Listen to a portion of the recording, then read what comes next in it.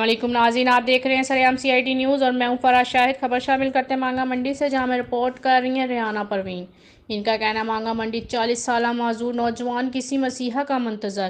مانگا منڈی قلعہ سمیکا کا رہائشی فضل، جو کہ بچپن میں بخار کی وجہ سے معذور ہو گیا اور آج تک وہ کسی مسیحا کا منتظر ہے جو اس کے گھر کے راشن کا بندوبست کر سکے۔ فضل کا مزید کہنا تھا کہ معذوری کے باعث اپنے آپ کو سنبھالنا پانا بہت مشکل ہے۔ اس کے باوجود اپنے بوڑھے ماں باپ کو سنبھال رہا ہوں کیونکہ وہ والدین کی اکلوتی اولاد ہے اور اللہ پاک نے اسے بھی معذور بنا دیا ہے۔ جس کا مزید کہنا تھا کہ میں نے بہت بار حکومتی اداروں کے دروازوں پر دستک دی پر اس کی فریاد کسی نے نہیں سنی اور اس نے در بدر مانگنا شروع کر دیا۔ فضل کا مزید کہنا تھا کہ اگر کوئی نیک انسان یا حکومت کا کوئی نمائندہ اس کے گھر کا خرچ اٹھا لے تو اس کو در بدر کی ٹھوکروں سے چھٹکارا مل جائے گا۔ اس کا مزید کہنا تھا کہ میں نے ایک صفحہ بھی اپنے پاس رکھا ہوا ہے جس پر لکھا ہوا ہے کہ میں معذور انسان ہوں، میرے گھر میں ہم 3 افراد ہیں جس میں اس کی ماں باپ اور تیسرا خود یہ شامل ہے۔